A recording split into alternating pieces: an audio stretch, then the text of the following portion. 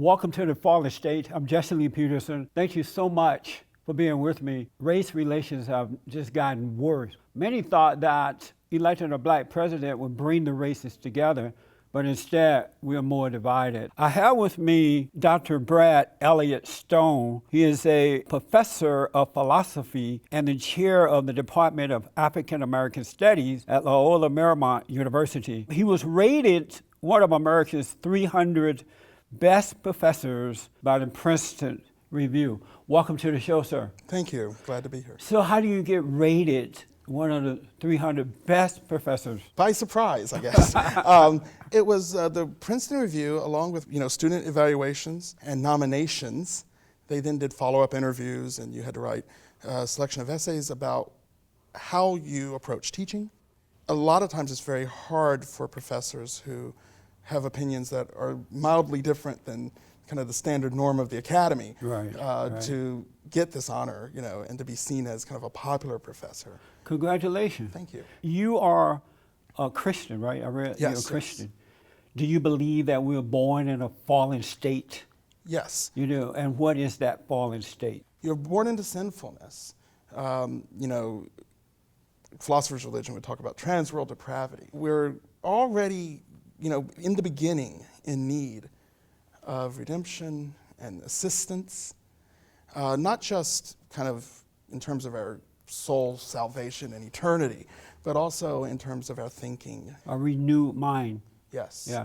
How do we overcome the fallen state? Well, first and foremost, of course, only through the grace that God can bring us through the redemptive effects of Jesus in his life and his sacrifice on the cross. So for me, that's step one. Right. That then sets up the behaviors that we then have to adopt in order to embody that redemption into the world as we find it. So have you been able to overcome the fallen state? I don't know if I've overcome it, right? It's more of an issue of finding resurrection every day in my own personal life to fulfill God's plan in my life. Your students know that you are a Christian? Yes. And they don't attack you for that? Well, I have the pleasure of being at a Christian institution, a Jesuit institution affiliated, of course, with the Catholic Church. And so it's not a surprise that someone is a Christian there. I bring a little bit of variety because I'm not a Catholic.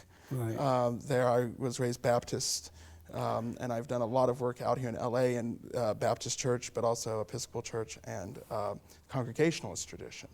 And so I always joke, I'm not non-denominational, I'm kind of multi-denominational or intra-denominational. So were you raised by your father and mother? Oh, yes. And were they both Christians? Yes.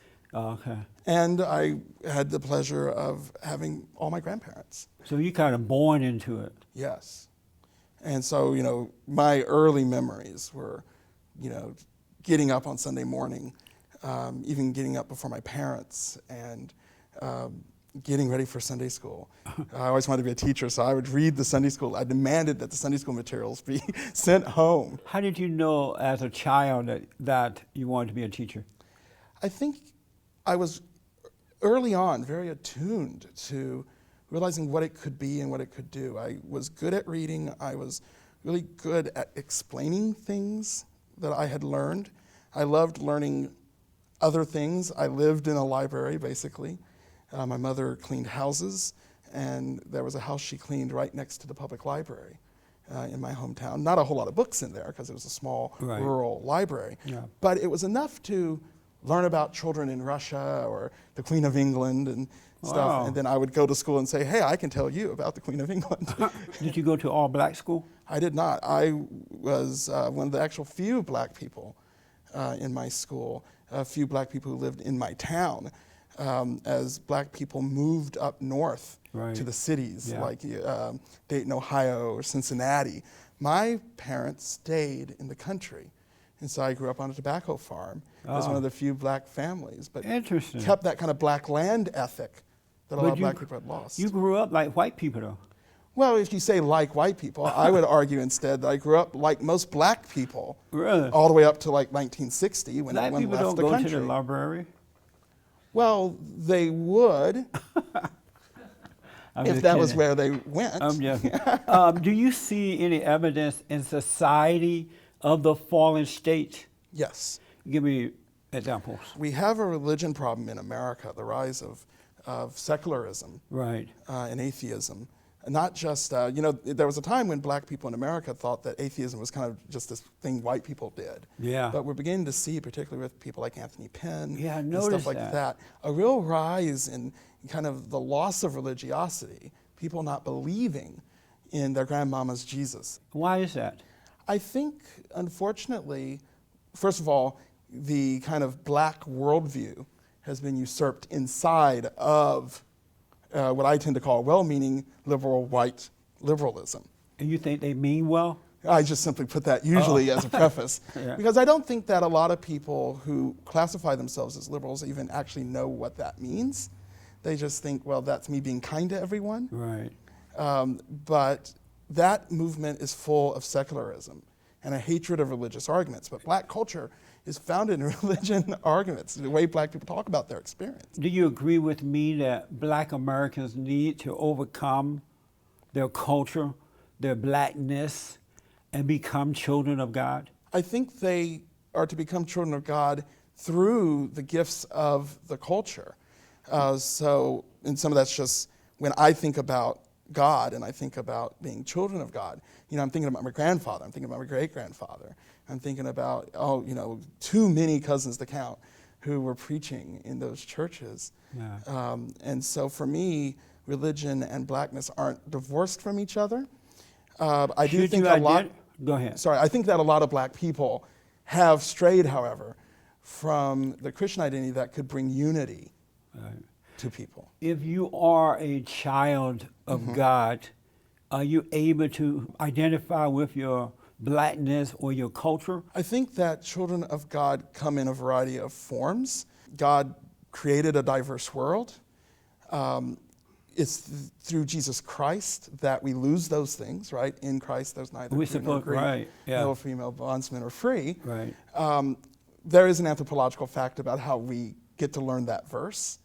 And so when there's a conflict between being, let's say, children of God and being a member of a particular culture, being a child of God wins out. Did you vote for Barack Obama? Ironically, no. I voted for I'm stunned. Gary Johnson. Good for you. And are you disappointed in him, Barack? I am mildly disappointed in Barack Obama. I one time mentioned this in a class, and a student actually started crying. And I said, well, I wasn't trying to make you cry. But I think the argument's been made, even by black liberals, that Obama had not been was not as effective. How are you disappointed in him? Well, first of all, some of the key campaign promises, particularly as it pertains to the end of the war, even though that would come eventually, it wasn't fulfilled at that time. You look at the economic state of people. There was a study that was done about the state of black people in the Obama presidency at that time that showed that black people were worse in 2012 than in 2008. We saw a lot of people let Obama off the hook. A lot of people treat it merely as a symbolic victory. Do you agree with me that he has divided the races more than any other president in the history of America? I think that's true, but of course we don't have many other examples prior to that where that could have been the lightning rod. It would have been very interesting, for example, in the rumors of 2000 about Colin Powell running for president. Well, Colin Powell is a traitor too. He has shifted, yes. But at that time in 2000, right? Colin Powell was a person that had the esteem of Black America, right? And was in. And then he jumped ship for Obama. A little over a week ago, the 17th annual White Privilege Conference kicked off in Philadelphia, and students and teachers from around the world showed up. What do you think about a white privilege conference, and should it happen on college campuses? Those who know me, and probably where a lot of students critique me, is that I actually critique the notion of white privilege, male privilege, education privilege. It seems like anything that people don't like, becomes a privilege. Right. And I have problems with that, particularly due to what the word means and what it entails. To say that there's a white privilege suggests that insofar as I'm not white, I don't have a certain set of abilities or skills. Right, that I somehow I'm agree. disadvantaged. Yep. When I ask myself, what is the opposite of privilege? The answer is usually like underprivileged. And in the liberal world, you hear that word used a lot, underprivileged, underserved. And then I just usually raise my hand and say, do you mean black and brown people? Is that what you really mean? Then just say that. Yeah. But for white people, once again, these kind of well-meaning liberal whites is my technical term. Why do you think they mean well? They're not doing well, and they only do it to black people and Hispanic now. I do think that well-meaningness is misguided, and it's actually usually selfish. Yeah. And you see it particularly when black people or brown people disagree with them. Yeah. And then the responses fall into the exact kind of racist lines that they themselves claim they're fighting. So a perfect example of this is Ben Carson. I mean, what better kind of American story than Ben Carson? A black brain surgeon is an incompetent, stupid person. And these are the terms they used for him. And then to mock his wife. Yeah. Now, whether you politically agree or disagree with Ben Carson, there's a kind of blindness that well-meaning liberal whites have about white privilege. White guilt hinders black people. Yeah, it does. Because it requires white people to keep black people in a particular state. Black people are only as useful to them as they fit that agenda. And I always find it interesting who's arguing that someone shouldn't like a particular black person. So you don't support this idea of white privilege. No. You do not. It's just the wrong term. Yeah. We can talk about the ways in which society has set up its norms and standards historically from a European-centered point of view. Right. But that's just the history of this country. Yes. Right? And there's no moves we can make that is ignorant of such a history. Yeah. Insofar as black people entered that story, for example, and actually bought into that story, right? When you look at African-American efforts, because people forget that black people, have only been like Democrats and liberals for a relatively recent amount of time. Yeah, most black were Republicans before. And argued everything pretty much from the Bible and the Constitution. Sure did. And somewhere liberalism sinked in to black culture and is using it for its purposes. I believe it started with Lyndon B. Johnson during the Civil Rights Movement. Yes.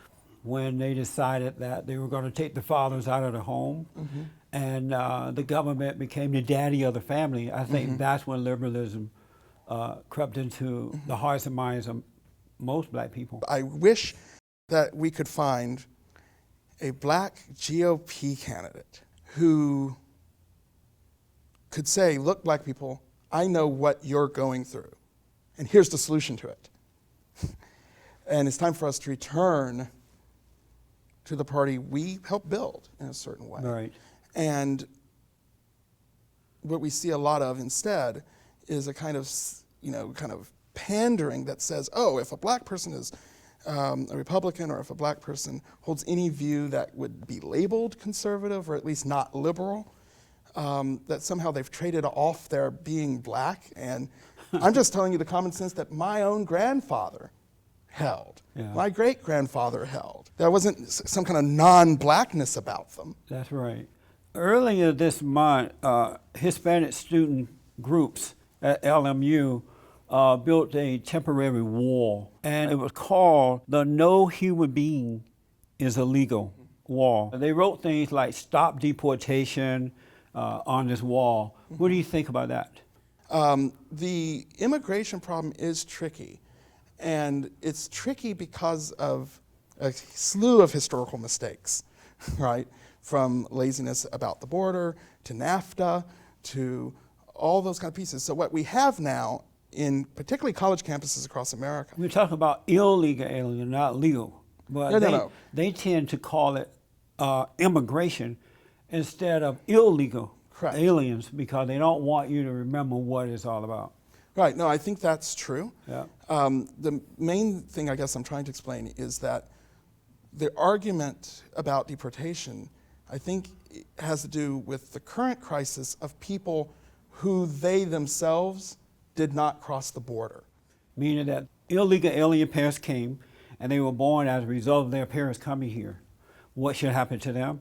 That's the question. And, you know, on the one hand, we seem to have a clean answer about the people who they themselves have illegally entered the country. Right? And I think there is an argument to be made. You know, when I'm outside of the country, I have to go through massive processes to even visit That's right. other countries. That's right.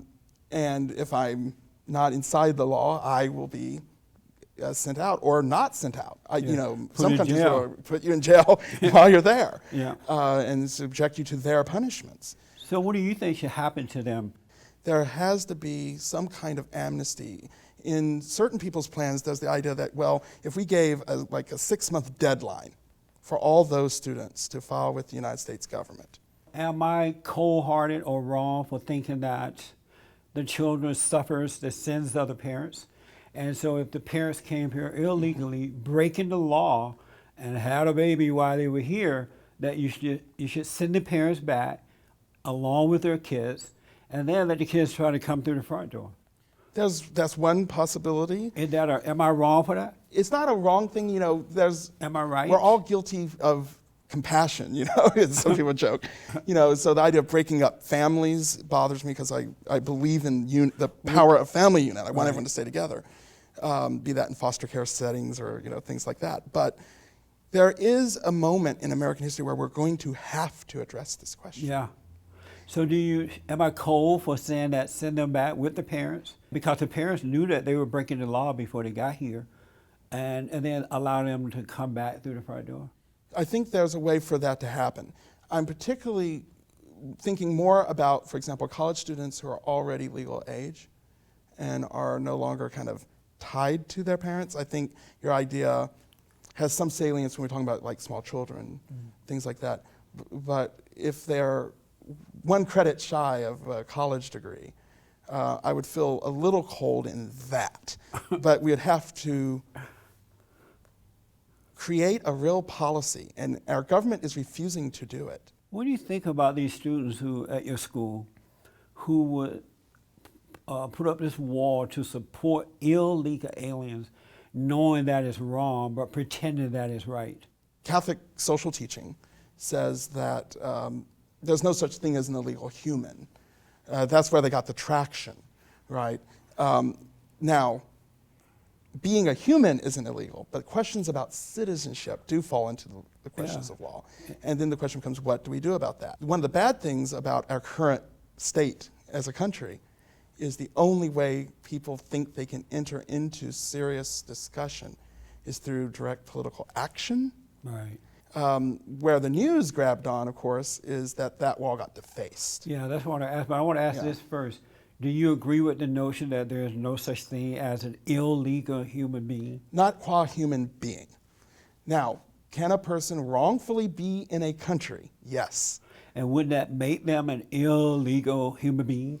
Not a human being, an illegal alien, illegal immigrant, right? A person who has violated That's what you said. So you're saying that the person is not an illegal person, but the person is an illegal alien. Well, dare I say, alien's kind of a neat word, right? But I love that word. Don't you love that word? Well, it has to do with the fact that something's out of the norm. Yeah. Right? So It's these are not students who have, for example, passports from their home country. They've never been in their home country. But they're still whether an alien. Certain countries there'd be paths to citizenship in their home country. Sometimes that's not so clear. You have, in certain, very few cases actually, political refugees. Mostly it's economic labor force. This wall that we were talking about, someone went out and wrote Trump on the wall. Donald Trump, right? Right, and so crossed out some other things and wrote some other things. Yeah. And so the Mexicans and Black Lives Matter and others are having a fit about that. Do you think it's possible that someone from their camp did it in order to start a war between the students there? That is always possible because in student movements that always happens. Yeah, it does. And it happens at a high frequency. It's actually been viewed at our institution that it probably wasn't. And there are some people who want to take credit for it. And so I wish those people had built another wall right on the other side or made their own arguments. I'm really an like advocate. a Trump wall? Yeah. I'm really an advocate for us getting to a point in our country where people can actually talk about things That's from their right. point of view. Yeah. So, when you read the paper and you hear people saying that students are traumatized because someone put up a Trump sign in their window, I find that ridiculous. Are you stumping for Trump? I'm not stumping for Trump. You're not stumping. You're so logical. Why you're not stumping for Trump? Just for the record. Some of it's just that I've not stumped.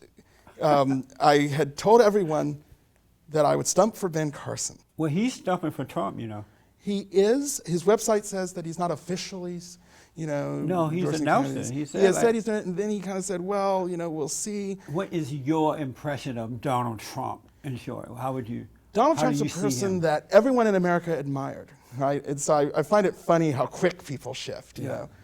I remember, this is going to sound very nerdy, I actually had the Trump game as a kid. Really? When the Trump game came Right out, after on. The Art of the Deal. Yeah. I read Art of the Deal. That was a good book. Good book. And no one critiqued it until he ran for president. Right. Everyone watched The Apprentice. Everyone, admired his business acumen. I will confess that a lot of people don't know what to do. Usually, political candidates are senators or governors. But we don't want that anymore. We're moving to the CEO model. We Yeah. saw that with Mitt Romney. People who know how to run Don't businesses mention well. Mitt Romney anymore. Anymore, but Yeah, he was there was pitiful. a time. He wrote that first 100-day plan. I don't know if you saw that. I saw that. What a beautiful document. But it was all phony. Beautiful plan. Now, he has issues with Trump. He's, of course, inside the party a little. Right, yeah. And so I'm not surprised that he said what he said. Trump is equally not bad. So I'm not taking sides Well, I in that noticed sense. you can't find anything wrong with Trump. Well, there's nothing wrong with Trump That's except right. that certain people don't like him. You know what? But May I that tell you- happens. May I tell you That why they don't like happens. Trump? Yeah. America has not seen a real man in action in the last 100 years. And they have forgotten that a man is honest. He speaks it like it is. He's not afraid. He deals with situations and overcome them. He's not a political correctness kind of a guy. He's straight up. He doesn't have a plan written out. He can't tell you what he's going to do before he does it. He waits until the situation and deal with it. Some think that is mean, that he lacks love, where he's displaying real love. Then real love is honesty and power and authority. Wouldn't you agree? I agree that the critique of Trump on those grounds can be misguided. At your school, when they put this Trump on this wall, they also put deport illegals, right? They're trying to really make Trump look like a bad guy. Or is that fair to do that? Well, it's not fair to the face. I think there's a way But to I believe support those Trump. people did it themselves. Well, if they did, but I What can't was go the by purpose that. of putting deport illegals? What do you think the message was? Because there are some people who want that to be the case, right? It seems like if people enter the country illegally, right, and we have the ability to catch those people, Yeah. deportation is one of the legal possibilities It's for just that person. common sense. Right? So I don't think it was done in order to do that. What I think has happened is we are in a current moment in America where people are sick and tired of being browbeaten Yes. about which are the right words to say Yes. and things like that. To just say, I want to have my right to express my views, Freedom of speech, yeah. right? And we've been really bad at that in our country. You know who's changing it, right? Who? Trump. I set you up there. Because there is a sense, and the sad part in a certain way is it need not be Trump at all, right? Any person. Right, it should be any person. Any right. person. Black Lives Matter and Yes. the Hispanics joined forces there at your school after this went down. Do you think Black Lives Matter and the Hispanics have anything in common? They would claim they have things in common. But do you think now, they do? whether or not Black Lives Matter, they, at least from my witnessing of the events, Black Lives Matter was brought in actually by the Latino students. Meanwhile, white liberals get to say, oh, well, any of these victimizations are equal to each other. And so they feel fine just as long as they're siding with victims. That's and that true. then automatically clumps all those groups together. Yeah. And then you see these groups, if it's not black and brown people siding together, they're trying to fight each other. Because they don't like, blacks and Hispanics don't like each other. There are tensions. Yeah, very much so. Is Black Lives Matter an evil group or good? They're neither good nor evil. They're a group of people who said, you know what, I want to, respond to certain things that they've witnessed. Do you believe in good and evil? I believe in good and evil. So there would have to be one. There would have to be good or evil. If it's just, is it good or evil, then all things are going to be evil because we're in fallen state. Right. Right. So what are people trying to do when they think they're doing something is what I'm judging. And so I think there is a way that Black Lives Matter could have been more effective and more meaningful. James Baldwin asked about the Nation of Islam in The Fire Next Time. I wonder who's funding the Nation of Islam, right? And the same question would be worth asking about Black Lives Matter. During the days when I was growing up, there was tension there, but it wasn't because black people were bad people. They didn't give the cops a hard time. Mm-hmm. They were noble people for the most part. Yes. It's just that aspect of the government, white government, has judged black people in a bad way, so they were keeping them over there. Correct. Today, the confusion is there because blacks are immoral, not all but most, and when they come in contact with the officers, because they have been told that the cops are against them, correct, because they are black, they are giving the cops trouble. So there's an escalation. Yes. All throughout history, black people have been in the middle of a battle between two groups of white people. Yeah. Right, be it North or South. Yeah. Liberals, conservatives. That is very true. Republicans, Democrat. Yeah. And it's time for black people to say, we're not going to play that role. Well, one thing that blacks have to deal with today that they didn't have to deal with when I was growing up, they didn't have black leaders telling them how to think, because the black leaders, so-called leaders, are doing exactly the same brainwashing that the white liberals are doing. Because that's the only way they get into those offices. I am rebuilding the family by rebuilding the man. Yes. And we're also uniting the races with truth. Yes. Instead of dividing them with lies. My final question, what do you think about that, and how can I best do that? All throughout America, there's a concern, not just about black males, but boyhood and manhood itself. Yes. That's a crisis writ large, and it's showing up particularly in black communities because the black community, at least in the past, had roles to play. The men were men and the women were women. And we knew that. And we knew that. It wasn't up for question. But then, black people lost control of their own homes, their own schools, their own communities, and as a result, other people showed up. Yeah. And then actually disenfranchised black men and black women. You are something else, man. Your school is fortunate to have you. Well, thank you. I hope they hear that too. Thank you. Well, I appreciate you coming. You had fun? I did. Yeah. Thank you so much for coming, all right? I totally appreciate it. Yes.